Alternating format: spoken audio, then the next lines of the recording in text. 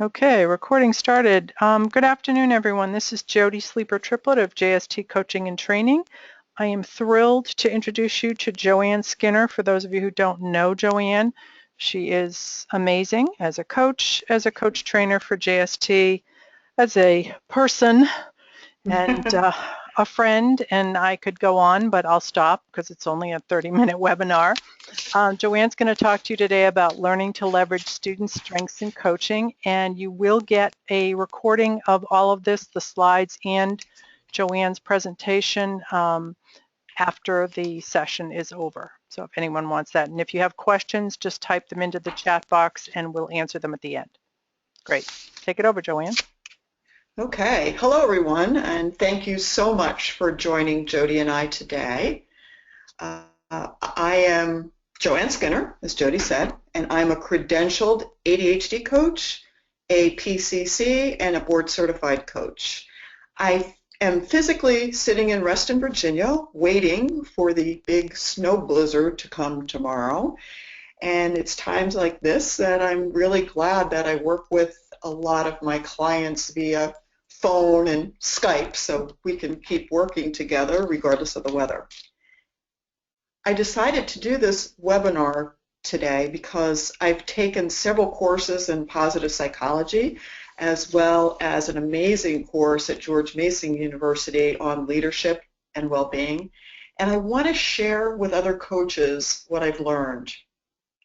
This webinar will hopefully give you the basics of positive psychology, help you understand how positive emotions support us to be open to new possibilities, and how to use strengths to empower our clients.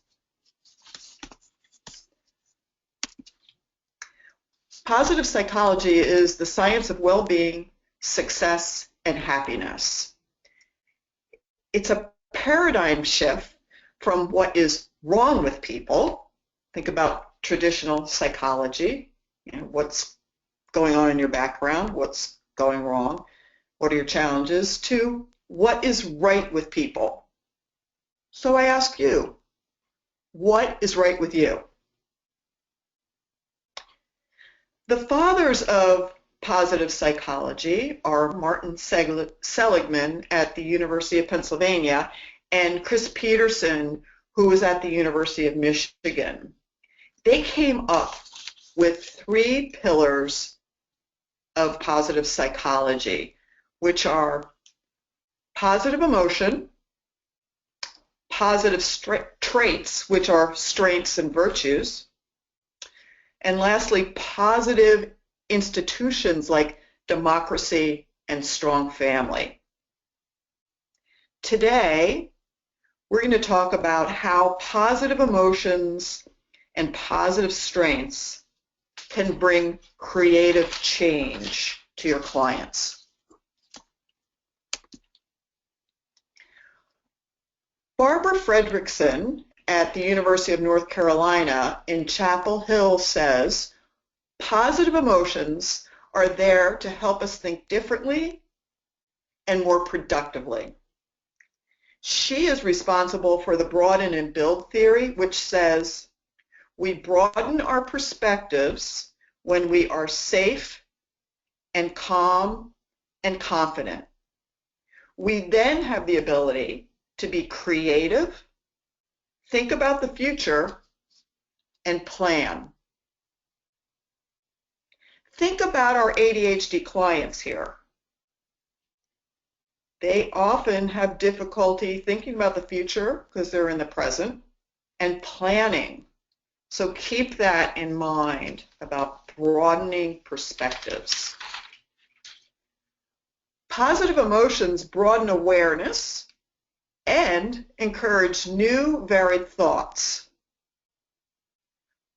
When we're positive, we can open our hearts and minds to new things. It draws us out so that we can explore and try new actions. And you can learn more when you feel upbeat and interested.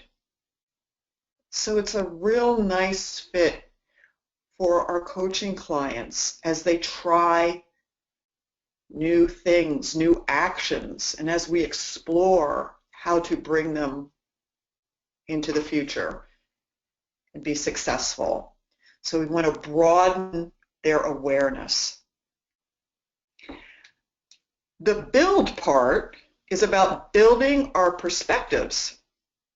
So building per Barbara Fredrickson is about building new resources, like intellectual resources, social resources, psychological and physical resources. If you have resources in place for the tough times, you'll be able to respond better because of the broadened mind that is encouraged and willing to try. And this reminds me of Russell Barkley when he says that we all have an executive functioning tank, and people with ADHD tend to drain their tank sooner than others, more rapidly than others. Well, I like to think that we all have a resiliency tank. And into that tank, we can put our positive emotions and strengths. Because when we have bad days and things aren't going according to plan, we have to draw from our resiliency tank, so that we can stay positive and not run down that rat hole and automatically go to the negative. Positive strengths like love, joy, humor, gratitude, and hope aid in resiliency and motivation. Other studies that have been made include the NUN study by David Snowden that began in 1986. And the NUN study is a longitudinal study of 678 Catholic sisters who were members of the School Sisters of Notre Dame. And the study offers insight into whether a positive emotional outlook earlier in life can help people live longer. And they're even looking at positive emotions and Alzheimer's. The study is ongoing because there are still some of the nuns available to work with. There's also a study by John Gottman about what predicts divorce. One of the predictors of divorce is the ratio of positive to negative interactions. The flooding of negative thoughts can really hasten failure. So think about a marriage between two people. If somebody is always really negative, it's just going to drag both people down. These studies, these longitudinal studies, really corroborate the broaden and build theory. I also like to think of Carol Dweck's studies about mindset that teach us that our set of beliefs determine our behavior and outlook. If we have a growth mindset, we need to be able to be positive. Otherwise, we're going to be stagnant. So in order to change things up and think differently, we want to be positive. What we know about these studies is that people live more balanced, fulfilled lives when they feel more positive. So, what is a strength? Chris Peterson and Martin Seligman wrote that there are 6 virtues that are pertinent across all cultures in the world.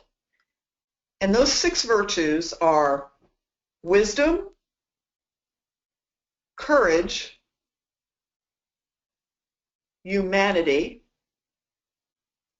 justice, temperance, and transcendence. And these are broad themes. They're not just in our Western culture, but they're across all cultures in the world. And under those 6 broad themes or virtues, Seligman and Peterson said there are 24 strengths that they found also correlate across the world and not just in Western cultures. They found that when people use their top strengths, they have greater fulfillment, but also more motivation, they're healthier, and they're more socially engaged. And they're less depressed and less anxious. So think about our clients. How often do they come depressed or anxious?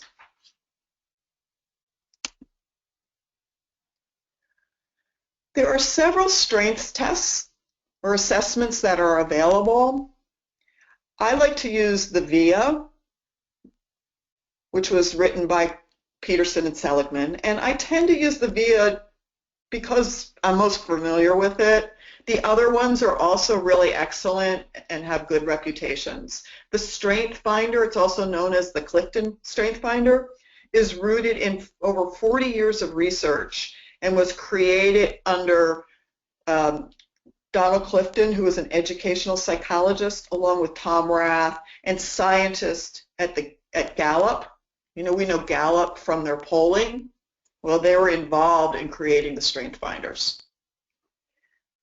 The Realize 2 was created by Alex Lindley in the UK, and it's a bit more complicated than the other 2 as it incorporates realized and unrealized strengths and learned behaviors and weaknesses. So I just wanted to let you know that there are these other tests, but I like the VIA. I like to use strengths to make my coaching toolbox bigger and better. And I have seen clients really start to shine when I mention their strengths. They can leave the call feeling so much more inspired when they hear about where their strengths are, when they hear good things about themselves.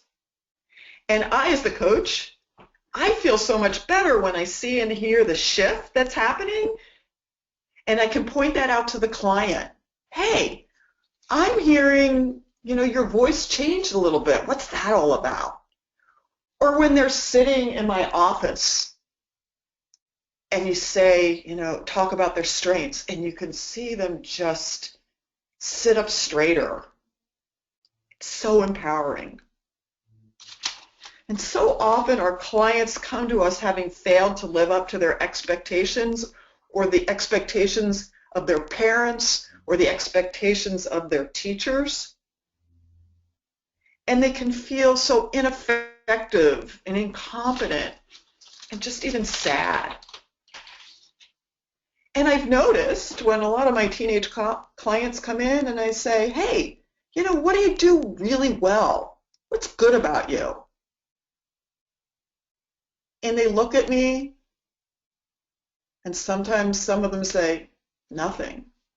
Or they just really, really have to think about it.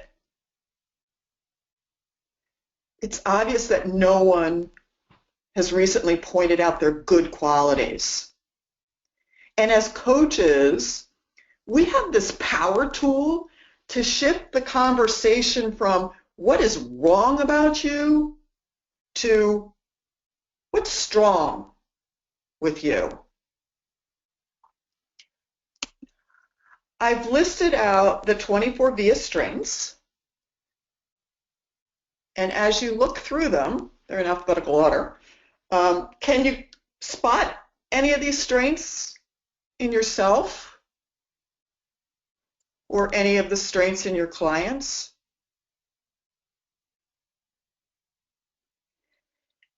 These strengths, I find, can provide you with really good language and They can also help you develop powerful questions. So my system starts when I ask my clients to do the VIA strength test. You can find the VIA strength test at the website VIA Me.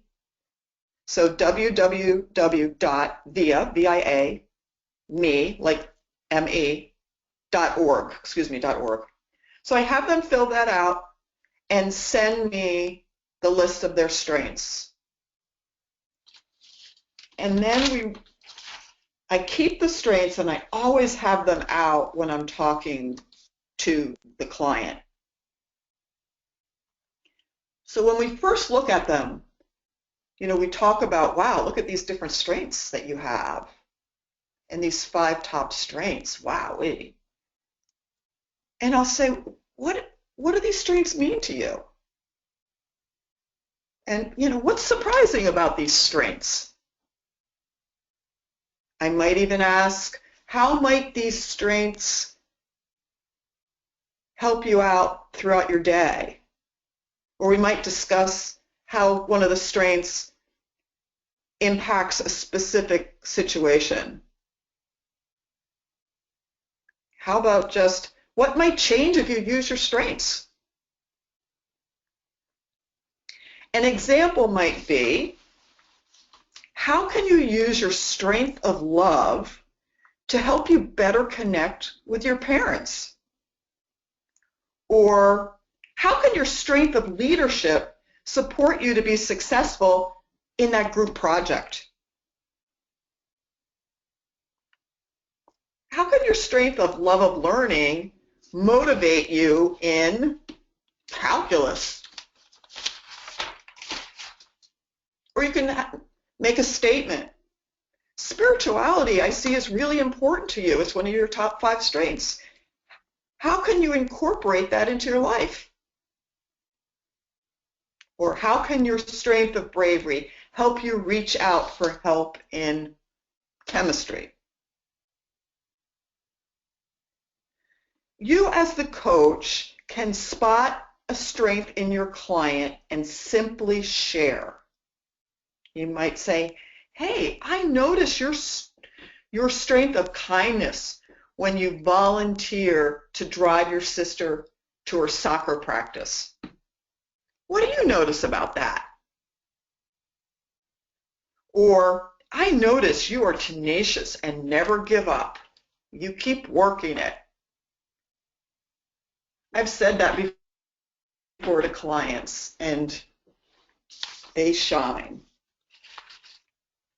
When I took a class at Mentor Coach training, they teach the term, what I know about you is.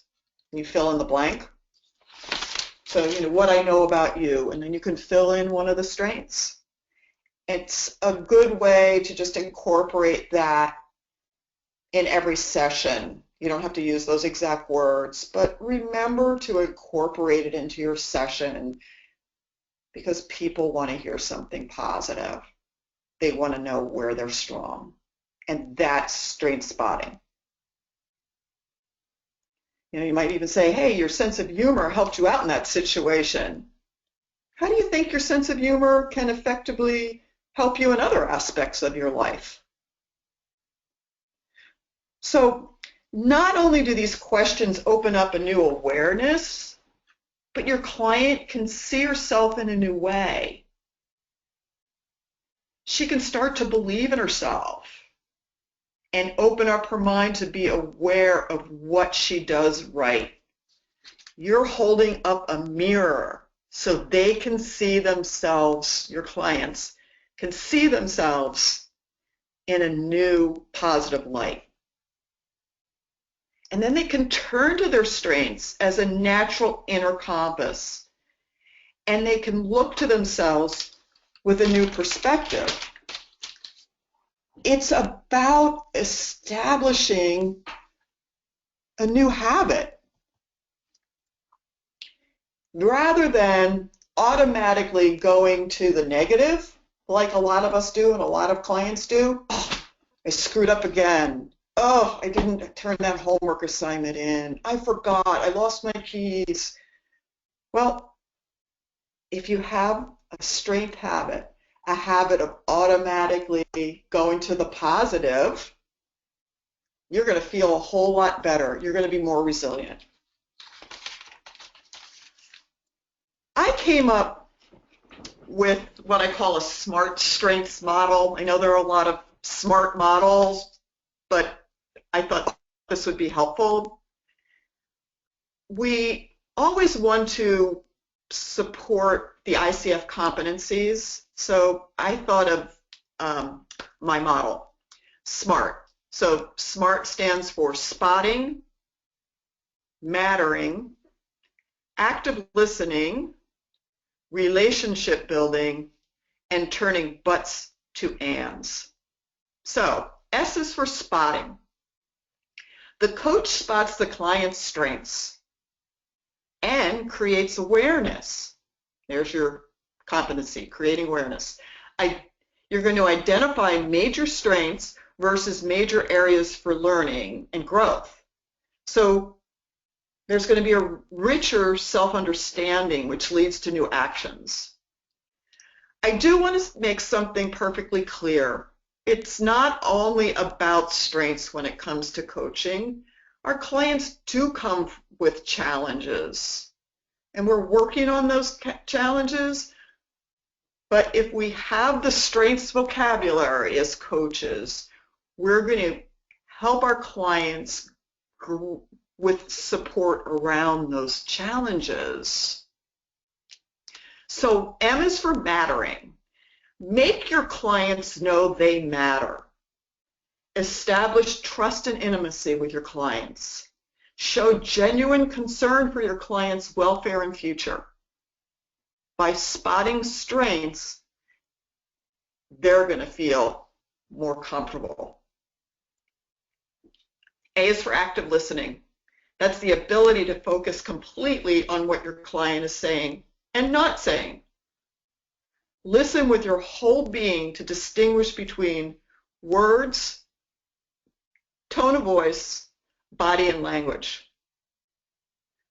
So, listen to their words. What are they saying? What can you figure out is their strength from what they're saying? How does their voice shift? How do you, point that out? Or the body language, like I said before. Are they all hunched over? Or are they open to new possibilities? R is for relationship building. Programs don't change people. Relationships change people. So by establishing trust and intimacy with your client, once again, you're going to give them greater self-awareness and clarity so that they can change.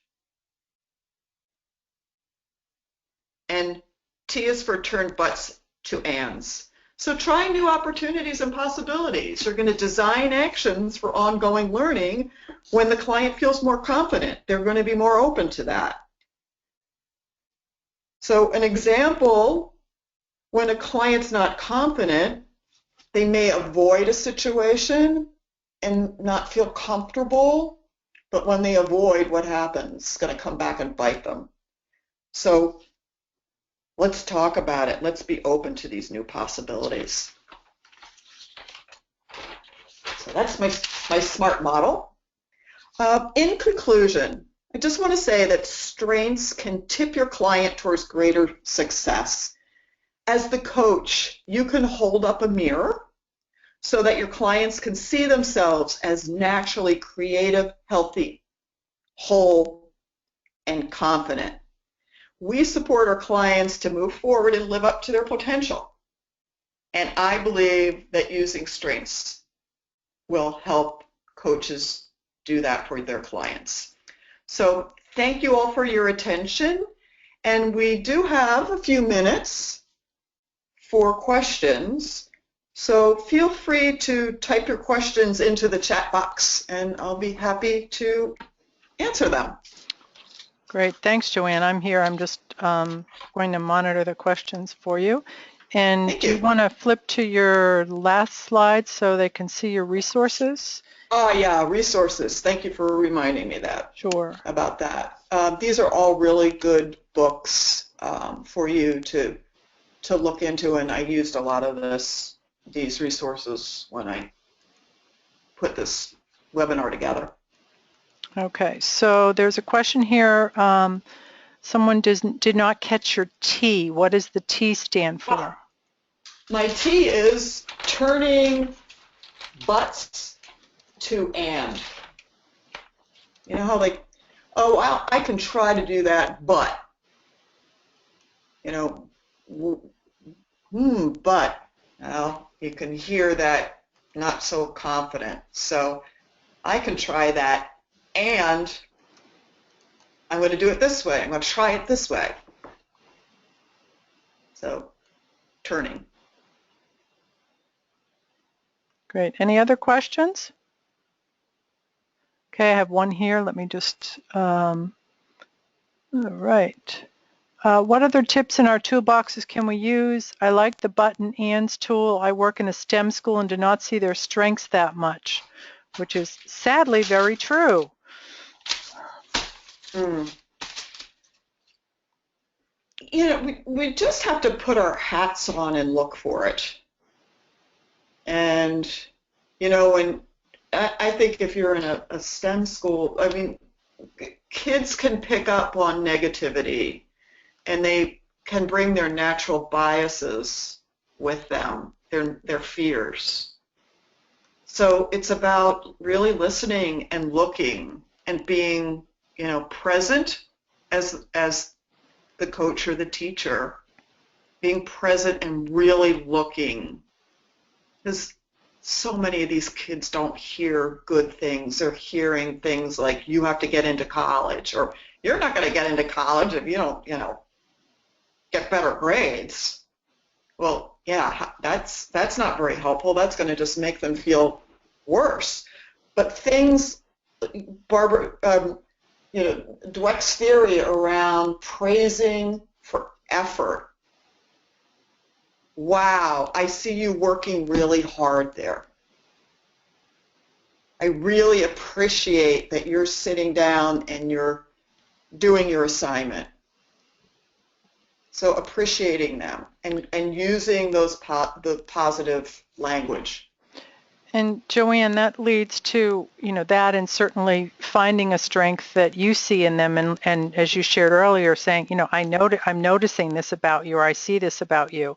But one of the questions that's asked now is, what do you say? I'm not sure if you can see these. What do you say to the student that can't think of any strengths? And that happens a lot. So what do you typically say to your students?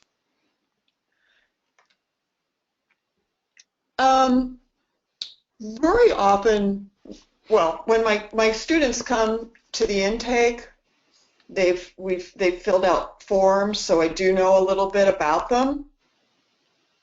So if they're not figuring it out, I will offer something up, like, wow, I see that, you know, you play lacrosse.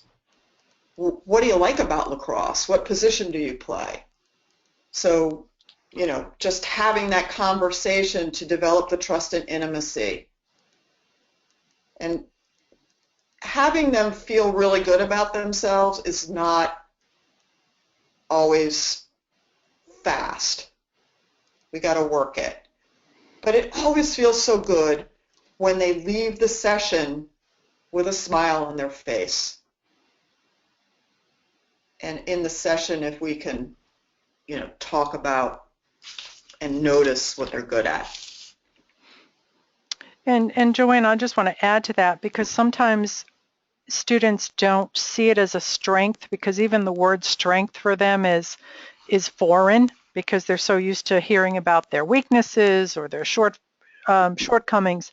So to mention anything, someone who's in sports, wow, you know, you have, you just told me about how you played with your team. You really are a team player. You share, or you communicate, or whatever it is that, you know, you're a caring person. I have students who come in and say that, you know, they're talking about their animals and how much they love them, and that's they don't think about how caring and wonderful that is, because they can't imagine anybody not being that way. But that is a strength. It's a strength, it's a character strength and a part of their values and who they are, and all of that builds that richness into our coaching. Exactly. Thank you for sharing that. So just listening, and we can really point that out to them.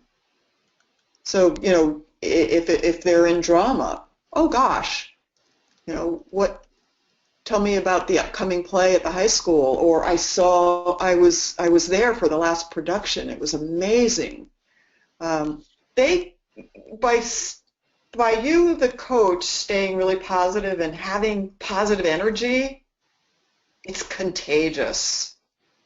Positive energy is contagious. They've done studies where, you know, longitudinal studies where there are these pockets of people with a lot of energy and a lot of being positive. So when we hang out with positive people, you know, we can kind of get that energy around them. So you as a coach, you know, be positive, be authentic, and your clients will pick up on that.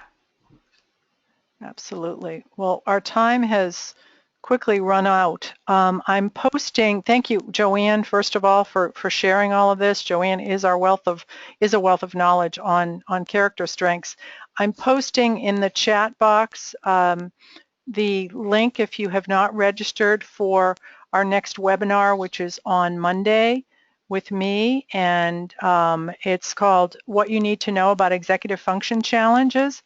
In addition to that, if you are not already a JST grad or in a course or enrolled in a course, we still have some openings for February, so just go to the website and you can get all the information you want there. You will get copies of this sent to your email most likely by next Monday. And as I said, I hope to see some of you next week at the webinar at 2 p.m. Eastern Time. Thanks, everybody. Thanks, Joanne. Thank you. I appreciate it. Thank you all.